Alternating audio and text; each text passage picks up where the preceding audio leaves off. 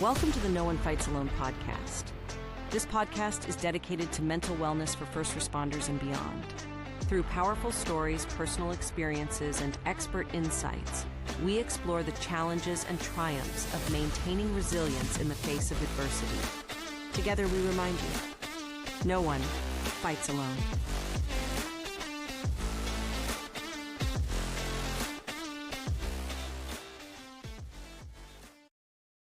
All right, welcome everyone to today's episode of the No One Fights Alone podcast. I'm your host for the day, Kevin Thacker, and I have a guest here, Chris Prochut. And full disclosure, I had to ask him how to pronounce it because it doesn't spell like it's pronounced.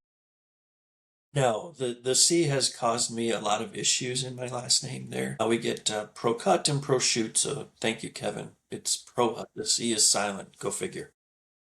Perfect. So, Chris, you and I met last year at a Minnesota Blue Line Wellness Summit in the St. Paul area.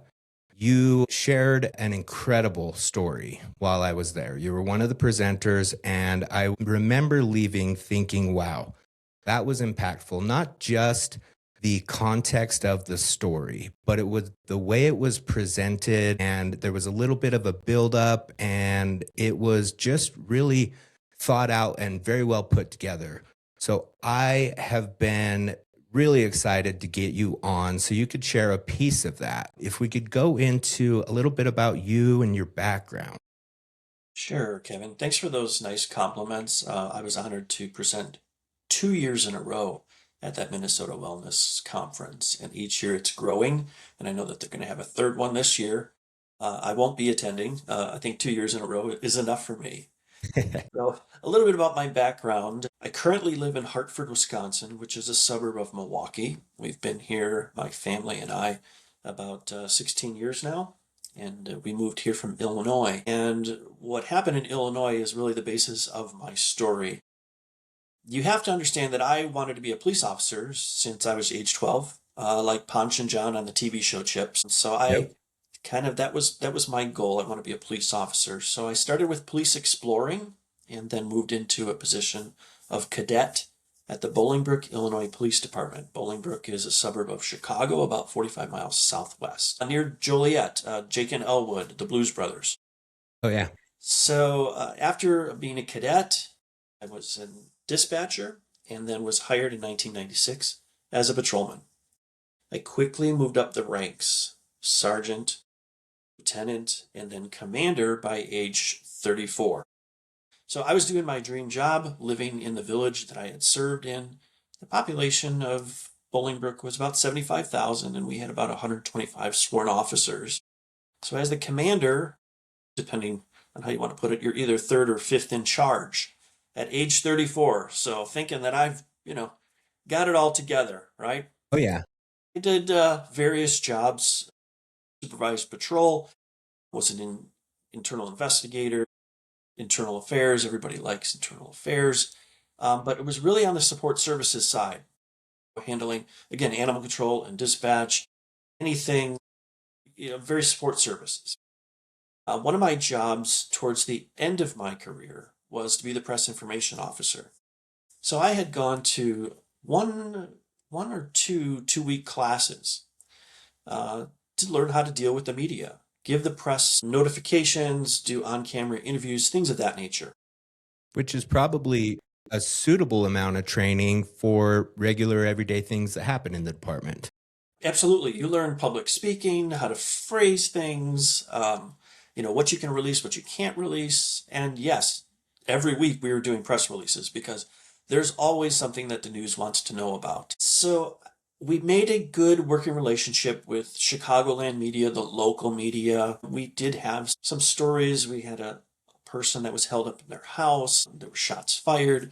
Unfortunately, we had fatal accidents. All those things. You want to show empathy. You want to give enough information to the press. Matter of fact, the training course was called Feed the Animals because you have to give the media something to make them go away. You can't say no comment or transfer them to somebody else.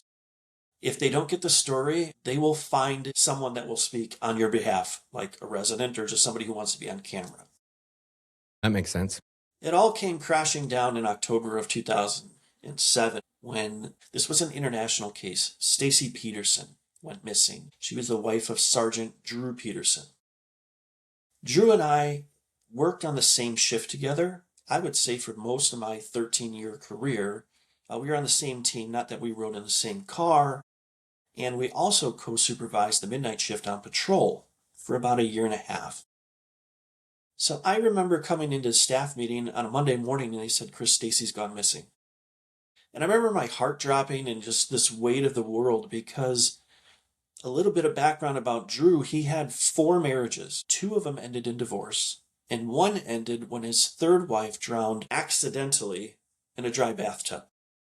And now you're telling me that Stacy, his 4th wife, who was about 30 years younger than he, they met when she was 17, he's in his 40s, so there's a whole nother, we could talk about that. Yeah. There's a lot of baggage that's going on here. Stacy's gone missing. I remember thinking, okay, we need to get out in front of this. We need to make this about Drew and not about the department. We've got to go on the offensive because our house is going to be burning down here. I said, we got to get out in front of this. And they kept telling me, Chris, don't worry about it. It'll probably just be picked up by the local papers. And I'm thinking to myself, no way, no way. CNN's going to be at our doorstep at noon. The Today Show's going to call tomorrow. This is huge. You've got a police sergeant whose wife is missing, and then they're going to dig up that the 3rd wife drowned accidentally and make a case about that. And they kept telling me, don't worry about it. Well, I tell you, Kevin, that was the day I think something broke in my brain. You know, as law enforcement officers, we always want to be in control of everything. I thought that I could control the messaging that went out. But when everybody was minimizing it and I could see where this was going, I was like, I'm on an island here. I guess I'm the one that's going to have to fix this thing. I'm going to have to protect my department from the onslaught of the media. And I don't have to tell you or your listeners what the media can do to a department. They can tear it up. And we've seen that happening even now. And when we were in Minnesota, I mean, what's happening there? Or Minneapolis. Yeah. So when we talk about cumulative stress, right, you have the call, but usually that call will end, but you will go on a different call. And that's the cumulative stress that affects a lot of first responders. Well, this call never ended. This call happened every day. Every day there was something new, but it was always about that. And I couldn't escape it because not only did I work for the department, but then I lived in the town. So you kind of saw the full picture of what it was actually doing to the community. And I told you before, I handled the media, and we had working relationships with the local and maybe even the Chicagoland media, but nothing on a national or an international scale. Like literally the BBC shows up, or we have, NBC national news showing up, and they camped out in front of Drew's house. And when I mean camped, I mean satellite trucks in this poor court for a month and a half until it got too cold for them to stand outside. So you're dealing with the complaints there. And I don't know if your listeners know anything about Drew Peterson, but he really enjoyed the media, the attention. He also enjoyed the ladies. I'm trying to handle the media and make our department shine as much in a positive light as we could. And now I have Drew Peterson going on a Chicagoland radio station, and they're promoting that they want to have a win a date with Drew contest on the radio. Gosh. So he can find his next date or his next wife, or the community would say his next victim. And then you have all the rumors. Well, you all knew about the 3rd wife, and you all were protecting him, so you're all murderers. This was, again, my dream job. This was my family. I started at the department at 16, and I think that I'm the defender. And when in my eyes, I couldn't change the public's perception, I was failing. And I failed a tough position. hard. I failed hard. I look back and I go, Chris, you're out of your mind thinking you could control the media, right? But at the time, I really thought that I could. And I think I would have felt better if we had more support. There was a lot of dynamics. The state police that said that they would handle the media. And of course, they just don't answer the phone, so that the rumors start. And you can't tell people everything, but I can't comment because then I'm going to be, it's just like, can we just be authentic here, right? Yes, the helicopter in the air and the dive team in the pond are looking for Stacy, but I can't tell them that because that position falls within another department. Yeah, and you're in such a conflicted spot where you want to protect your department, you want to aid in the case, you want to support your community. And at that time, beyond the rumors, right, Drew is still probably presumed innocent. And so you have to act in that nature as well. And so it's almost like your hands are tied, no support, and you're dealing with something at a scale that you've never known possible in the national media or the international media. You phrased it very well, Kevin. Absolutely. Looking back, yes, that's exactly what was happening. And you had to watch the news and you had to read the message boards so that you could kind of predict what was going to happen or what might be asked tomorrow. Now, I don't advise you watch the news if you're part of the news, or read the blogs or the comments on Facebook posts, like completely damaging. But if you're in that position, you almost have to do that so you can know what might be coming at you, from the media. So that took its toll. When we talk about sleep deprivation, 12, 14, 16-hour days every day, and just thinking that, okay, maybe this day will be calm, something comes out of left field. It really took its toll on my family. We had just had our second child. I have two kids, Chase and Ashlyn. So Ashlyn had just been born. And you know that newborns don't like to sleep. So I'm working all these hours. Nobody's sleeping at home because we have a newborn. And then, of course, the holidays come up. And by that time, I was depressed. I was charged up at work, energized, right? I can make a difference. I can make a change. And then I would go home and go, the scope of the Peterson case trumps anything that could be happening at my house. So I have to fix what's happening at work before I can be fully present for my family. I had that absolutely backwards at the time. Yeah. I would come home, I would be angry, there'd be spilled milk and I'd fly off the handle. I'd kick toys down the hallway.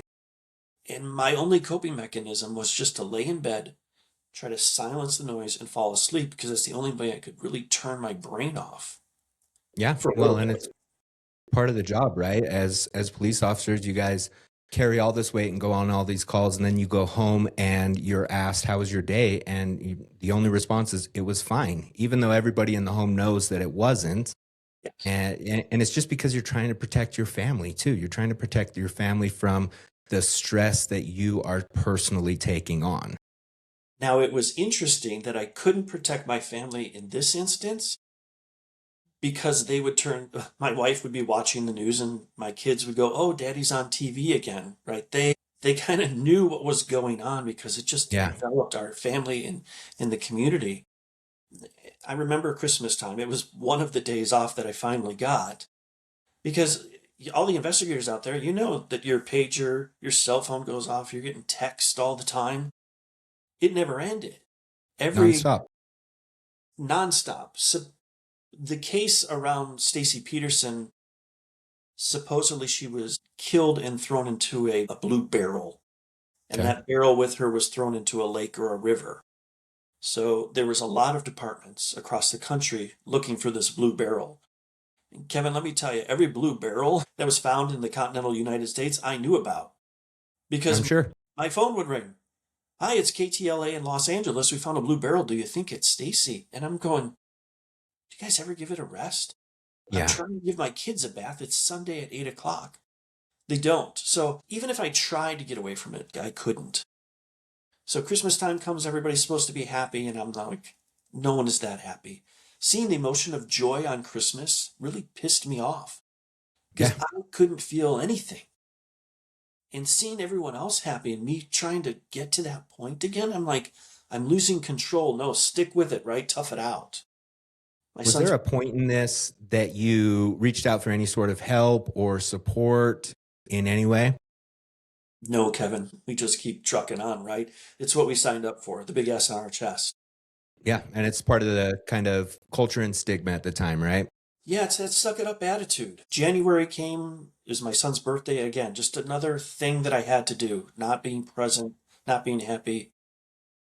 But it came crashing down in February when my wife was like, That's it. You're not being a dad. You're not being a husband, Chris. You're never around. And when you are, you're just pissed off. Nobody wants to be around you. I want you to go and get some help. So she is the one that saw some changes and said, you need to get some help. And I only did it because it was going to be her birthday present, because her birthday's in February. I said, fine, I'll do it for you, not Yeah. for me. Oh, yeah. So I made the appointment and I sat in the office, and my counselor's name was Ben. And for 50 out of the 55-minute session, I let Ben have it. You can't help me. You're not a cop. You don't know what I've been through. And what good is talking about it going to do? Just projecting all of these beliefs on him, here, there, it's all out. And he said, Chris, I don't know why you're so angry. I just want to help you get some relief. And I remember thinking to myself, damn, this guy is good. Because, after that, I felt better. And then I was like, you let me verbally vomit everything, verbally assault you basically, and you still want to be there to help me? So I started to see Ben about 2 times a week for about a month or 2, getting the help that I definitely deserved. The Peterson case, by this time, we're going about a month 6 or so. It was winding down, but then there was also kind of this new development that happened. So while we're looking for Stacy, they exhumed the third wife's body. The one that And drowned? they begin, I'm sorry, what? The one that drowned? The one that drowned. Okay. Exactly. So now we've got 2 cases on our hands. So now the autopsy starts to go out, and they say, no, it was a homicide. It wasn't an accidental trauma. So now court stuff is starting to occur, like maybe we can get charges against Drew for the third wife's murder. It was sometime around there, it was on a Wednesday, where I was done. It was absolutely done. I didn't have the physical strength to take my gun from my side and pull the trigger at my head. Luckily, I had reached out to Ben. I said, if I have another one of these days, I'm not going to be around. He called me in when we started talking about medication. And at first I was like, why do I have to rely on a pill in order to feel better or to make my mood stable? I don't understand that. And of course, he went all doctor on me, and he said, Chris, you have acid reflux, which many police officers do. We don't eat the right foods. We don't have a good digestive system, right? And he said, you take a pill for that, don't you? And I was like, well, yeah, but that's different. He said, can you control the acid in your stomach? And I'm like, of course I can't. He said, well, there might be something going on in your brain or with your body that you cannot control. And with the assistance of this medication, it'll make you feel better. Okay, so I went on an antidepressant. 30 days later, on my birthday, April 12th, I flushed my meds down the toilet. What was the reason behind that? The reason behind that, I felt worse. Oh, okay. I don't like to joke about it, but if you watch any of the commercials on television for any antidepressant, I always say 15 seconds of that 1-minute commercial is how you're going to feel wonderful. And then there's 45 seconds of all the side effects that could happen by taking this medication. I absolutely felt worse. I felt nauseated. I also had floaters in my vision for about a week, like little amoebas going by. Like I'm talking to you, and I couldn't concentrate. I flushed my meds. I canceled all my doctor's appointments, and my wife goes, fine, but I'm going to watch you like a hawk. Deal. So it definitely all came crashing down on April 17th. We were building a new police department at our station was going to be revamped, and they were showing me blueprints of where my offices were going to be. And I remember thinking to myself, I'm not going to be around to see this, because that week, after I flushed my meds, I had set my death date. And it was May 1st.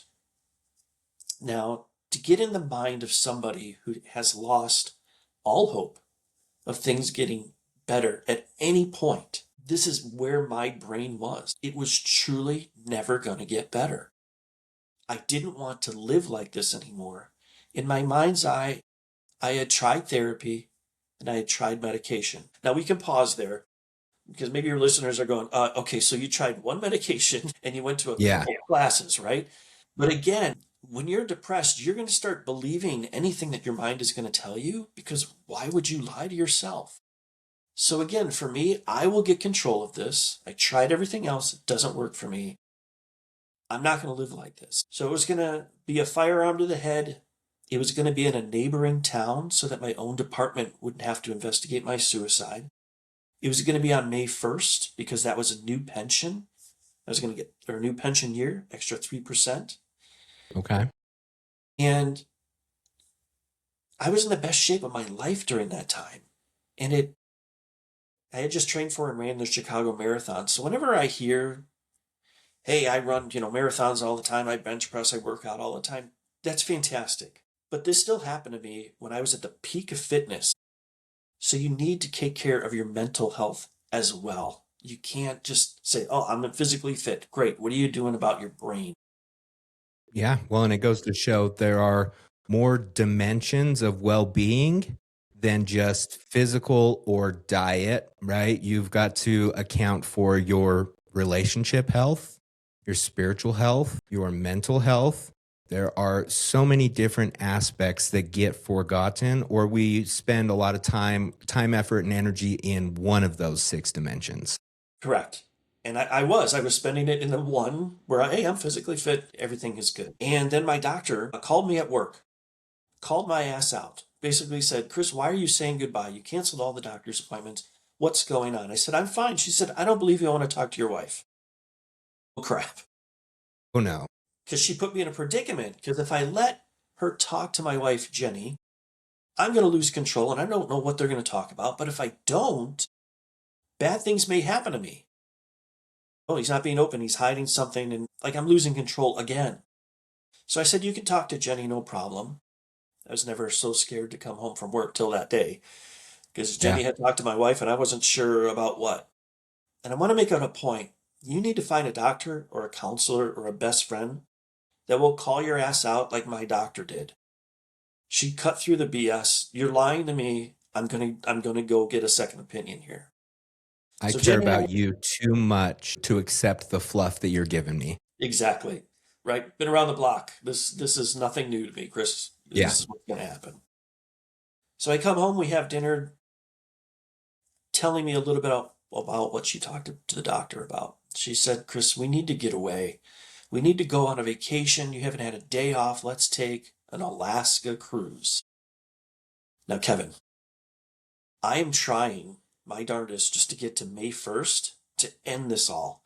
And my wife is talking to me about a joyous vacation that she wants to plan for August. So far from my mind's eye, right? I said, Jenny, I think I'm going to be busy in August. Why don't you just go? Well, that set her off. Why wouldn't you talk to me? Why don't you want to plan this? I'm done. I've heard enough. I get up, I throw away dinner, and Jenny follows me into our living room. And she said, fine, Chris, if you kill yourself, I'm going to kill myself too. And that was a shock to me because I must have said something that Jenny picked up on, or maybe the doctor had, hey, watch for these certain things. And I immediately just said, I already thought about that, the will. And she goes, the will? What will? Now my plan is unraveling right in front of her. She goes into the bathroom and thinks she's going to throw up over what she just heard her husband say. And where do I go? Upstairs to the bed to watch those fan blades spin, as I've been doing for months, trying to stop my brain. By the grace of God, I fell asleep at 9 o'clock that night, and I was awoken 2 hours later to the flick of a light switch and a very deep voice that said, hey, Chris. I opened my eyes, and I was surrounded by 4 of my own police officers in SWAT gear. My deputy chief, Lieutenant Patrick Freeman, and 2 other sergeants and lieutenant. Guys, what are you doing in my room?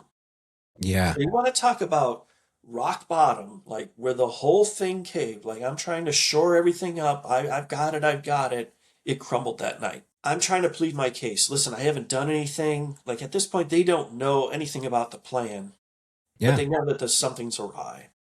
I'm fine. Yeah, that got me really far, didn't it? I'm fine. Stop lying. And my chief was in my living room at our house. And I walked downstairs and I'm like, I am done. I ripped out my badge out of my badge wallet, gave it to him. I am done. Because in the state of Illinois, at that time, if you went inpatient to a mental health facility, you lost what was called a FOID card, a firearm owner identification card. Your basic right to carry a gun. That was going to be gone. And all my research, because I was researching this ahead of time, it would be like an act of Congress to get it back. Like, your career is over. Now, in my presentation, we talk a lot about barriers, why you won't seek help, stigma, shame. This law was preventing me from getting the help, because if I go and get the help, and if I land myself inpatient, which at that point was probably the best thing for me, because counseling 2 times a week wasn't going to work. I need intense inpatient therapy. I was going to lose everything. Yeah. And it was the most likely scenario for you to end up there because that was how you were feeling inside. However, you had this huge cloud over your head of, if I go there, they're going to take my FOID card. I'll lose the ability to carry a gun, which means I can't be a police officer anymore, which means career, pension, retirement, all of it. All of it. And my identity. A lot of first responders take what they do as who they are. That's how we get called. Right, Sarge? Sarge has a first name. He is a person, right? And any threat to that badge, that identity, guys and girls will keep secrets on each other or secrets from themselves. So I'm pleading my case, and my chief was very empathetic. And he's like, Chris, we'll deal with this. We really will. We'll get you the help that you need. We'll talk about the gun later. And I didn't know this at the time until he brought it up in my living room. He said, my partner died by suicide, Chris. And the very day that he took his life, he cleaned out his office. And then he pinned it on me. He said, I now know why you cleaned out yours. And that week, I had taken down all the running posters, all the pictures of my family, and all the candy that I had in my office, put it in a box and put it in the trunk of my car. And Kevin, I had people in and out of my office that entire week, and they noticed the changes in my office. But I just brushed it off as it's April, spring cleaning, gonna put some new things up in a couple weeks. Which would have been fine had your chief not had that one experience that connected a dot for him. You got it. You got it, because when it was brought to him that Chris is going through this, he's got a plan and all this, when he's going to my house, as he gets the call that night, he's thinking back to his partner. And that's when it dawned on him, oh my gosh, he did clean out his office. Now it all makes sense. So I couldn't weasel my way out of that. I had done that. I said, all right, I see that the ambulance just pulled up. I should probably put some shoes on, running shoes. So there I am, putting my running shoes on, and I'm literally stretching my hamstrings in front of the SWAT team in my house, thinking, I'm not going to that hospital, I'm running. Well, he called me out on that too. He looked at me and he looked at my shoes and he says, I don't think that's going to go well for you, Chris. You want to walk out of here with dignity? All right, so I didn't run. You might be able to get away from them in a marathon, but a sprint is a different race entirely. 100%. And even in a marathon, I wasn't the fastest runner either. We also had 2 canine units. It would have ended very badly. We would be talking about a completely different story here. So I did get in the ambulance and I was taken to the hospital. The same hospital, and placed in the same 12 by 12 padded room where I had fought people to cuff them to the gurney, is where I found myself. So I want to pause again. If there's a department that's listening and you have members that are in crisis, I do not want you to take them to the local hospital. It could be the best hospital, right? But don't take people where your officers or your members take people. Because when I was admitted, I remember distinctly them telling me, Chris, we'd appreciate it if in a group setting you did not talk about your career. Because the majority of the people that were brought here against their will. But you guessed it, the police. Yeah. Now, we have come a long way since that point. We've got treatment facilities. We've got tracks for law enforcement or just first responders where you can be authentic with your brothers and sisters, right? That wasn't my case. Also, I just want to, as a humorist, 2 things happened when I was in that hospital. In that padded room, there was an earthquake in Illinois that night. Oh, wow.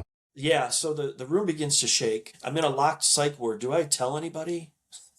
He's suicidal and he thinks the place is shaking, right? And the second thing was, behind a plexiglass screen, I had a television set in my room, and the movie Silence of the Lambs was playing.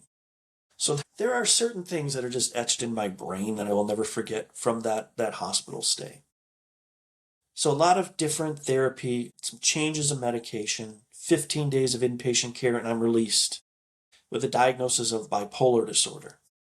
What in the heck just happened? I talked to some people trying to figure out, was this something in my family or something that can be within me and then a case can bring it out? And that's probably what we think happened, that I had a propensity towards bipolar, or I had it in me, and it was just the overwhelming stress maybe that activated it.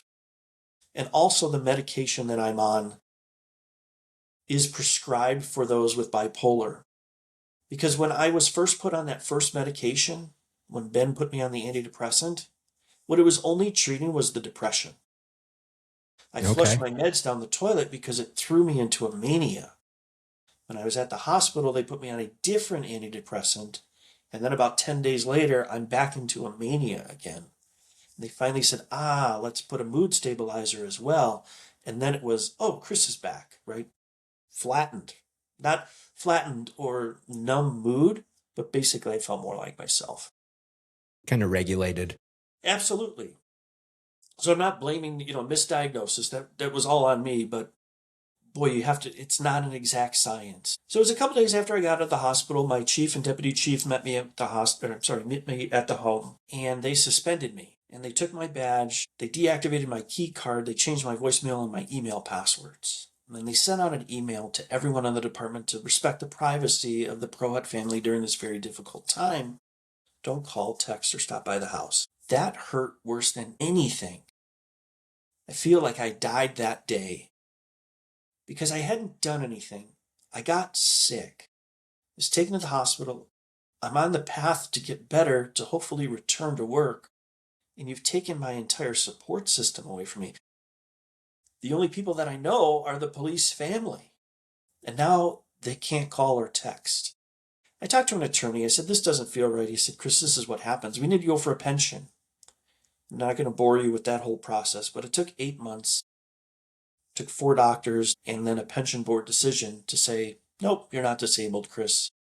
Yes, all of this was caused by the undeniable stress of the Peterson case, but you can appeal to get your gun back. And if you win, you can go back to work. So, no pension. Now, it took them, again, 8 months to figure that out. I finally got a note from my doctor that I can appeal, and that appeal was denied. And then I was brought up on 2 general order charges. No valid gun card, and apparently I was insubordinate that night. Yeah, I yelled at everybody that night when you took me to the hospital. I was out of my mind, guilty as charged. Yeah. Well, I mean, there's layers of betrayals built into this, right? Initially, it's kind of that media betrayal, which is to be expected on some level, but you had such a good relationship with the local media that you assumed like, okay, we can kind of continue and learn to build this. And then you get the kind of community betrayal, right? The community that you live in is hounding you for information, and what you're giving them isn't good enough. There's more. You're lying, you're hiding, you're covering up this, that, and the other. Then you get to, layers of administrative betrayal and medical betrayal, and, all of these people seemingly kind of turning their back on you and nobody giving you answers, right? Hey, you can't retire as disabled, but you also can't have your gun and work. Correct. I was in that middle lane. Like, what can I do? And there would probably be a lot of court cases to try to get my job back.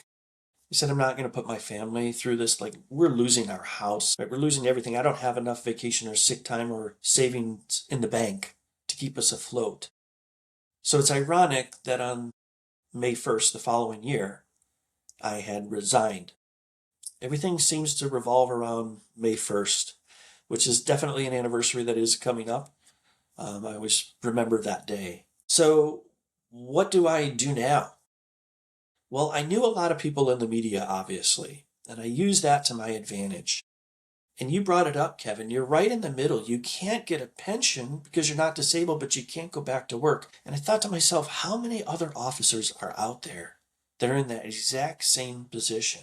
So I reached out to somebody that I worked with on the Peterson case. And I said, hey, you know what? I have my own little story that I would like to share in the hopes of changing the culture of departments with their wellness. You know, you think about Chicago Police Department, how many officers, I think it was a couple years ago, where they had double-digit suicides happen in their department. They can't go anywhere because of this FOID card law. So they escape to a different, state just to get the help that they need. And that didn't feel right to me.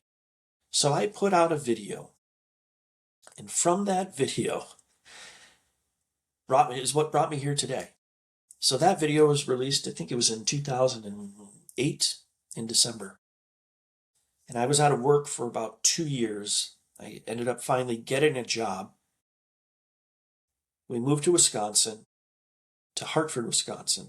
3 months prior to us moving here, a Hartford police officer, Steve Wano, took his own life on duty in his squad car parked at his son's elementary school parking lot. And I'm thinking to myself, I just moved to this very small town that's only, at that time, was probably 12,000 people. Like if the wind blows just right, you can smell cow poop at night. I mean, we're out there. Yeah. So I called the chief and I said, I have a little bit of a story. Maybe it can help your officers, grieve Steve's death. He put me in touch with an organization called the Wisconsin Law Enforcement Death Response Team. And it's a group of about now 60 or 70 members that goes out and does debriefings if there's a line of duty death or a death of an officer by suicide. And they were called in after Steve took his own life to help put the pieces together, to help with the funeral, to help with a lot of paperwork to support the family and the department. He said, contact them. Maybe you can be on that team. So I did. And one of the things that they asked was, Chris, go out and share your story. And I'm thinking to myself, this isn't even a good story. I'm not shot. I have no wounds to show. It's about how I couldn't handle, undeniable stress, but it had to do with the press. It wasn't a hostage situation. Nobody died. I'm like, who is going to want to hear this story? Well, Kevin, 18,000 officers later in 15 years, I'm still telling this story. Wow. And I think it's because I frame it in such a way, and you kind of led in on the podcast with this, framed it in such a way that it just sits with you. It's an inspiration. It was, Chris, you were down to nothing, and look what you made out of that. Possibly the whole reason that I had to go through this crap that I did was to save more lives now by presenting than I could have ever done on the street. And I didn't learn that lesson until somebody pointed it out in class. They said, Chris, it all makes sense. Cops will only listen to cops, so you had to be a cop. Right before your career ends, you go to the press information classes to learn how to give public speeches. Then you lose everything, and you used all of that to present to officers. Because again, cops will only listen to cops. He's authentic. And in my presentation, if you remember, I don't tell anybody I'm a cop for the first hour. I walk up there, I'm a suicide prevention awareness trainer, blah, blah, blah, because I know the cops are cynical going, who in the hell is this guy to tell me about my job and the stresses I face? And it's that second half where you just get the aha moment. Oh my God, he's one of us. It could happen to us. It happened to him. Yeah, it's really cool the way you do it. You kind of lay some breadcrumbs, you show some short video clips of the Peterson case, and then all of a sudden the entire room connects dots at the same time. Yes. And it is funny, I've given this presentation enough where sometimes we have a break in halfway between. They still don't know. So the guys will literally Google me, Google my name. Yeah. They'll come to me and they'll go, we Googled your ass. We know you're a cop. Why didn't you tell us? Yeah. Because it's all part of it, right? It's all part of, I'm trying to keep a secret. And we also talk about how we try to fool each other, right? When you go on calls, you always have to have the answer. You can't show weakness. It's all about command presence. You've never gone on a call and a victim or a complainant's gone, what do you think we should do in this situation? You've never responded with, I have no effing clue. No idea. Right? What do you think we should do? You will make something up on the spot. So we talk about, if I ask you how you're doing, Within a moment's notice, hey, I'm fine. You can sell it. Every call that you go on, you get to practice having it all together. You get so good at it, you start fooling the public. And then you start fooling your family. And then you start fooling yourself that, oh no, I do have it all together. I don't need any help. That is a very lonely place to be. And I was the impetus of that. Fine, I can handle this whole case by myself until it almost killed me. So after I show the video of basically my story where I literally lost my job, I lost my house, we filed for bankruptcy, I put my marriage in turmoil, people are like, you told us this was going to be an inspiring presentation. Is the message that if you go get help, you're going to lose everything? No, it's that I'm still here. And my kids and my family still have their dad. That's all that matters. You save that life first, the job comes second. So I love the conversations that happen after the presentation because I never leave the presentation on time. When it ends, you get the one-on-one like, I've been there, brother. I know what you're feeling, or hugs and tears, right? It is not defensive tactics training, it is not firearms training, but it is equally important because more officers are killing themselves than dying in car crashes or at the hands of suspects. Who is taking care of you so that you can be the best officer out there? And coming from the public, I want the most healthiest officers showing up on my worst day than somebody who's pretending to have it all together. Well, and as an officer too, we hope and we want them to be sound mentally and to be, in a position where they can take care of themselves. But your story is a perfect example that the job is only a part of who they are, right? They all have families and dreams and aspirations. They have little kids that look up to them, and they have so much more going on that when put in a position where they are not okay with what's going on inside their head and their heart, culturally, there isn't a safe space to open up about any of that. There's no support with it. They go home and they're trying to protect their family from what's inside of them. It's a very dangerous and scary cycle. And it's stories like yours that are spoken on podcasts and videos and behind a podium that raise that awareness of it's okay to feel like you're feeling, but you also need to start looking for solutions. And there are solutions out there. I love how you phrased that. You've probably all heard it's okay not to be okay. Yep. Yep, but you're forgetting the last part. It's not okay to stay that way, right? We get the people to admit, hey, I'm screwed up. Great. What are you doing about it? And there are departments out there that get it right. That culture of care is there, and I've met them, and they change policies, or they investigate where should we take officers, or what would we do with an officer in crisis. We start talking about policies because nobody has a policy. And what I'm trying to prevent is you arriving on the scene of one of your members that wants to take their life. And after they put the gun down and the scene is secure, it's like, great, now what do we do? Where do we take this officer? What are we going to do with his family? Because the family is impacted too. Where's the peer support for the family? Yeah. It all goes back to when you were hired. I think that we should engage peer support day one when you get sworn in. You get a peer support member, and then you take the family after they eat their cake, right, at the swearing in ceremony, and you go, hey, let me give you 15 minutes about what peer support does.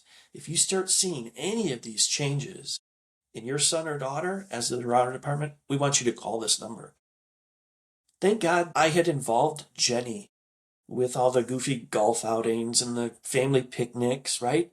It paid dividends on a Thursday night when she knew exactly who to call. I need the chief there. This is his best friend. He trusts this. This is what's going on. So as I'm giving my presentations, I'm thinking I am making a difference. About 5 years into giving my presentations, I got a text message that Lieutenant Patrick Freeman from the Bolingbrook Police Department shot and killed himself. Pat Freeman was at the foot of my bed that night when I was taken to the hospital. I remember yelling at Pat Freeman, telling him he didn't know what he was doing. That hurt because I felt like, okay, this is my new mission. but I can't even save one of my own members. One of the guys who played a part in saving you. Absolutely.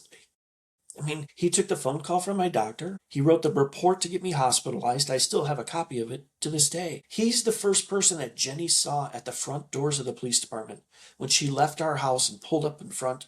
Pat embraced her in a hug and said, "It's going to be all right, Jen." So I have met with his widow, and she's like, "Chris, we tried so many times to get him the help that he needed, but he wouldn't go." And he kept mentioning what happened to you. He knew if he went, he was going to lose his badge. We need to change that. Stop investing who you are in that badge. Because when they took my badge, I told you before, I felt like I died that day. And Pat knew he was going to meet that same fate. Now, I don't want to end on that. There are plenty of officers that I know that have gotten the help that they need. It has not affected their career at all. Matter of fact, many of them get elevated.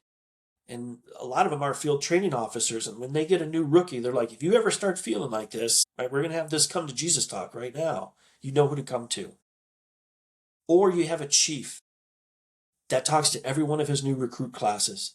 Look, I know what the barrel of my gun tastes like. You start feeling that way, you come to me. Like, there's no stigma there. We will do whatever we can. Yeah, it's buy-in on resources from the top down, right? Yes. Normalize connection. Yep. Normalize connection to resources from day one. Hey, here are your resources. I use them. You use them. We all use them. It's not a you can use them. It's we do use them. I love the departments that do the manual wellness check-ins that are mandatory for all their officers. Yep. Right? You have to go. And the first person that should go is the chief. And he should say, yep, did my wellness exam this morning. Okay, I mean, it opens the floodgates. But a lot of the officers get themselves in trouble because they don't use those resources. And they start using beer, other alcohol, drugs, all these other escapes. So now they have a DUI, right? It's a symptom of a bigger problem. Would you just go and talk to somebody? But just getting people to talk is the most difficult thing. Part of the presentation that I do is there is a point in the presentation after I show a video that states 1 in 6 adults has a mental health challenge and face a stigma that can be as painful as the disease itself. So I usually divide the class by 6 and I say, okay, out of these 60, can I have those 10 adults who are suffering with a mental health challenge? Go ahead and raise your hand. Let us know your story, maybe the medication around, the treatment you sought. Silence. And I remind them, we're in a closed room. We're all law enforcement, right? And I still can't get you to raise your hand. And you're probably in a good state right now. Can you imagine being in a crisis situation and trying to find out who do I call at that point? You have to set it up before the crisis happens. And that's why the wellness exams are important. That's why the engagement with peer support ahead of the crisis is important. So that's also kind of a big turning point in the class where they go, okay, and I had it happen 2 weeks ago. I just sat there in silence. The silence was deafening, and I finally had one guy go, all right, screw it. I guess we're going here. And what happened, Kevin, when he raised his hand, shared his story, as soon as he put his hand down, I had boom, boom. I had more hands. A waterfall effect. Absolutely. He made it okay, and that is the point. If we continue to wait for officers to reach out for help, we are going to continue to lose them. What you need to do is share your own story first. If you see that somebody is suffering, sit them down and go, hey, what's going on? No, don't do that. Say, you know what? I want to talk to you about a time when I was struggling, right? They'll eventually want to reciprocate. Oh, okay, yeah, I get. You make it okay, just like that officer did when he raised his hand. And I'm telling you, those are the best classes. And then what happens after that is the people that didn't raise their hand, because I know that they're still in the room, will talk to the person that did raise their hand and go, who's that therapist that you saw? In a private, closed, normalize being the first person in the room to raise your hand. Yes, that it's in this room, it's right here, nothing to be shameful of. And then we poll the class. I said, does anybody think less of this officer for going through what he's gone through? No, actually, just the opposite. We think more highly of him. So we start busting all those stigmas then I'm going to be seen as weak, a liability. Nobody's going to trust me anymore. I'm going to lose my job. You still have your job? Yep. Would anybody not want to have them as their backup? No. I mean, it's right there. It's so simple. But all of those resources that we have out there, peer support, chaplains, therapy dogs, counseling, doesn't work unless you talk. And that's the message woven in my presentation. We need to use our words. Guys don't like to talk. Well, and there are so many resources nowadays. It's such an amazing thing, right? If your department doesn't have an embedded therapist or any vetted therapist or a peer support wellness team, therapy dog, any of those things, you can go online and find nonprofits, right? There are nonprofits that offer therapy to any first responder in crisis that need it. There are, Peer Connect and other type apps that you can get on, and you can find wellness resources. There's podcasts like this one. There's treatment centers out there at every level of care. There's outpatient, there's residential treatments, and you can find, if you go to the Fraternal Order of Police website, you can find a list of therapists that have been vetted and approved. You can find a list of treatment centers that have been vetted and approved by the FOP because they're culturally competent, they're private, they know how to treat first responders and do it the right way. Thank you for stating culturally competent. Yes, they've been vetted. Because it does take a special person to help you through what you're going to bring them. Very complex traumas. I don't need your therapist breaking down on you because of the situations that you've been through. Right? Yeah. Here's the path. Yep. Nope, I get it. So as we close up, do you have final thoughts, final words of advice, thinking from, your life and lived experience towards young officers, cadets, recruits, or even departments? Stop trying to handle life and the calls that you get on the job by yourself. When you make a traffic stop and you have that gut feeling that there's something wrong with the occupants of that car, you've been trained and your brain doesn't even think twice to grab that microphone and say, send me another unit. When you start to get that gut feeling that you're not feeling the same that you used to be, and you're starting to isolate, or things that used to bring you pleasure no longer do, I want it to be second nature that you reach out to someone. Because you can't do this life or this job by yourself, and it will not be better off without you. Now, maybe you're not even thinking of, well, I'm not suicidal, I'm just kind of in a funk. That's not a way to live either, right? I want you not only to survive this career, but thrive in it and after it. So also engage with people outside of this job so that you don't become jaded where everybody's against you. Because again, it's all going to fall back to, I'm by myself here. You're not alone in your struggles. The vetted therapist, you are not going to bring them anything that they've never heard before or seen before. Right? Well, I'm the only way that feels this way in the history of mankind is an absolute lie. Our traumas might be different, but we're all going to land in the same place. And that's where the therapy can help you get out of that. I always like to dumb therapy down a little bit and go, we have these blinders on. I can only see it this way. And the therapist just goes, hey, would you just take a step to your right and look at it like this? And you're like, oh, there's my answer. But we can't do that by ourselves. You got to have somebody to go, hey, would you just look at it like this? Just that change in perception. And once you get that, it's like, why didn't I do this sooner? So don't wait. If you're listening right now and there's tears coming down your eyes, you're holding too much. It's starting to leak out. Make the call. It's okay.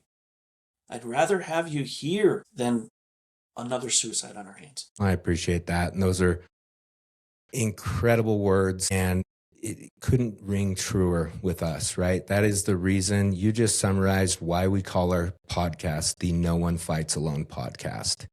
There are resources. We have episodes upon episodes of, people who have been through it, who have survived it, who are thriving because of it.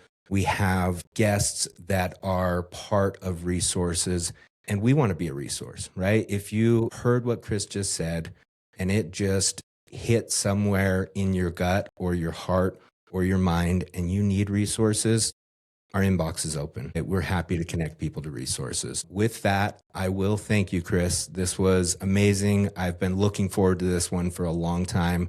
You are such an example of life after the job, right? Getting everything behind you and being better because of it. Thank you for this opportunity and giving me the media to tell my story to the masses. It means a lot. Thank you. Awesome. Thanks, Chris. On this show, we talk a lot about service, pressure, and what it costs to keep showing up for everyone else. Most of the people we work with at Chateau are great at holding it together on the outside, but exhausted on the inside. Chateau Health and Wellness is a trauma-focused residential program for adults with a special emphasis on first responders and professionals. We're intentionally small, deeply relational, and built around connection, safety, and real human work, not just protocols or checklists. And one important thing to add, Chateau isn't only for people in crisis, it's for people who are functioning but struggling, people who've tried to push through, compartmentalize, or carry it alone, and are realizing that approach has limits. If something in this episode resonated with you or brought someone to mind, you're not alone, and there are options. You can learn more about our program at chateaurecovery.com. No pressure, just information. Thanks for spending this time with us, and as always, no one fights alone.